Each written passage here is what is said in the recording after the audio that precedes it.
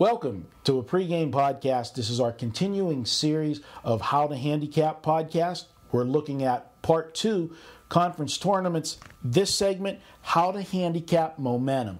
Momentum is big in any sport. I'm Marco D'Angelo, joined with Vegas Runner. We're talking to you live from Las Vegas about conference tournament handicapping. Vegas Runner, this is an exciting week, conference tournaments. The biggest factor with conference tournaments, unlike the big dance, is they play night after night after night till they get to the championship game. You don't have teams play all year long back-to-back games. Generally, most college basketball teams play 2 games a week, sometimes 3, but you've got rest in between.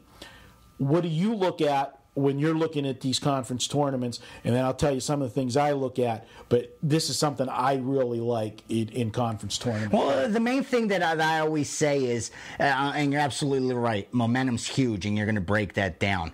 But another thing that I weigh very heavily when it comes to conference tournaments is a team's road record compared to how they played overall. And, I mean, it's just so important to be able to play on the road. And I like to look at how they did as a favorite and as a dog. The other thing that I like to look at besides, their road record is their conference, how they did in conference. Because, I mean, when you get down to it, that's the stats that really matter during conference tournament. So I think you really need to start there. And unlike March Madness, where you are going to look at early in the season, because it teaches you a lot, because they did play in those Maui Invitationals. And even though it was early, you do get an idea at least on how did the coach game plan. Was he able to do something, 8 hours later, 12 hours later? So, I mean, the key is that these are 2 different animals, March Madness and the conference tournaments. And I think the biggest factor as far as momentum goes is exactly what you said. They don't get that day in between break. You're playing the next day. And a lot of bettors see that as a negative. I think it's a positive, to be honest with you. Maybe defensively, it's a little tougher to play because defense takes more effort. But I think when you're in a rhythm, you're in a rhythm. And I think it's harder for those 1 and 2 seeds that are just sitting back and waiting, especially in these BCS conferences that they already know they're in. The number 1 and number 2 team, number 1, number 2 seed, of all these BCS conferences, they got an automatic bid. Let's tell it like it is. Right. So, unlike March Madness, where they know if they lose, their season's over, here it's not necessarily over. So, I mean, there's only so much effort and so much desire and drive. Can you tell me who won the ACC championship last year? The Big 12, the Big East? It doesn't matter? No, but you could tell me who cut down the nets for the last 5 years. And I think the players feel the same way. So when it comes to momentum, I'm a true believer that I like the team that's been playing some games as opposed to the team that's sitting back waiting. Well, this is what I think, and this is the great part, and you hit the nail on the head. With the bigger conferences, when I say bigger, that has a lot of teams in it, the way they stack the conference tournament is there's always going to be like 4 teams that have a first-round bye. Right. And, teams will play that first day and then play the next day, but they're playing a team that was rested. And the public, it's human nature. Vegas knows it. The rested team versus the unrested team, you're going to pay a premium for the rested team. Generally, that premium is going to be 1.5 to 2 points more in line. You're going to have to pay that tariff to have that rested team. Which I don't think is justified, to be honest with you. I don't think it's justified, but what I think is better is, regardless that team's a better team, there's 2 things going for you with the team that played the day before. They already played. Even though, now, maybe not so much when you get into the big marquee conferences like the ACC or, the Big East and that. The butterfly factor might not be there as much, but still, these are kids. They're playing on a stage that's bigger than the regular season. Oh, yeah, they say it all the time, that guys that go in the Madison Square Garden for the first or second time, and they know, you're on hollow ground. I mean, they're nervous. They're human. So playing that first game the day before. Yeah, it gets that out of your system. You've got the butterflies out of your system. Now let's just play ball. Now you got a game. And where I really like it, when you got a team that played a tight game that first game, because now the public even looks more down their nose at them, because they say, well, here's an inferior team that played the day before, because they had to play the day before. That means obviously they're inferior. They were lucky to win. They were in a struggle. Screw that. They weren't lucky to win. They were in a dogfight, which now gives them two types of experience.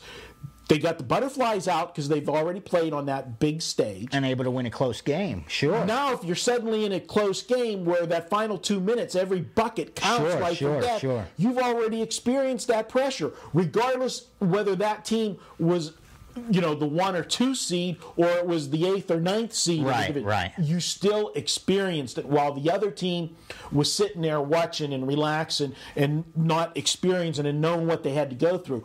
I like taking that team. That's where I handicap the momentum factor the most. I think that's a great scenario. Then if you throw in other factors of previous meetings, if you got a team that played the day before, playing a team that was rested, and they beat that team twice during the regular season. Now they're thinking, all I got to do is show up. Yeah, you just watched 2 game films of you kicking someone's ass. Right. And when you're sitting there watching that you just kick somebody's butt, and you're the coaching staff, and you're the players, and you're there with the chalkboard, what are you changing? Yeah. What are you changing? You're not changing anything, because everything worked. Because, coaches always say the right thing. We could improve here. We could improve there. I didn't like this. I didn't like that. But deep down, you're a human being, dude. What you did when you work. win by 18 points. What you did work. Exactly, dude. Now, you're the other team. The minute that game ends the day before, and you move on, and now you know you're playing so-and-so,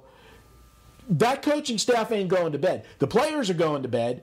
The coaching staff's not. They're working their game plan. They're looking at what they did in the first meetings, the first 2 meetings, and whatever they did that didn't work, they're changing it. And the team, because they're going to watch some film, whether it's the morning of or the night of, a couple hours, they're going to watch themselves getting annihilated. Right. If that doesn't build a little momentum, get a little fire under you, nothing does. I think that's one of the things in conference tournament play that is just a huge factor, because, again, we talk about it over and over again. When you get to the conference tournaments and you get to March Madness, all of a sudden you've got your regular diehard bettors that have been betting all year. Right. But now Vegas has all those casual bettors. That's so weird. You just took I swear, I was just thinking that even though, today's bettors, and I say this all the time, today's guys that bet every day, that maybe they're not professional bettors, they don't survive off their wagering, but they do wager seriously, whether it's a lot of money or not. They bet every day, and a lot of them do okay. But they're a lot more sophisticated, and they do understand a lot of the concepts we talk about. Maybe they don't, not as deep, but they do understand a lot of the things we cover. But now you're getting the recreational guy who doesn't. He's not looking at concepts. His reasoning isn't at that level. His reasoning's at the level of, these guys have been off all week. They're number 1. They already beat them by 20. And they can't make themselves back the dog if they wanted to. Right. They'll find reasons to convince themselves the favorite's just going to do it to them again. And those are the bettors whose money just outweighs all the wise guy Absolutely. money. When you're standing in a casino, at the sports book, and you're watching, and we got to wrap this up. I got like 30 seconds. You look, there's going to be tons of guys betting $50 on a game, but you're going to see 1 or 2 betting $500. Yeah. Those $50 bettors are going to so far outweigh the money that you can have all of that, but it's that guy that's betting the solid money that's the sharp and is taking advantage of the value. And go to the book. You'll see them all. They don't know how to bet. They don't know what the points mean, what a betting number is. They walk up and say, I want Texas, It's great. It's all about value. Hey, this was segment 2 of the How to Handicap Conference Tournaments. Be sure to check out all of our podcasts at pregame.tv. And, of course, you can always download and listen at iTunes. Just search for pregame.com and you'll find all of our podcasts. Download them to your iPod.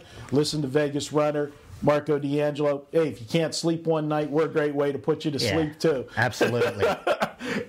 We'll talk.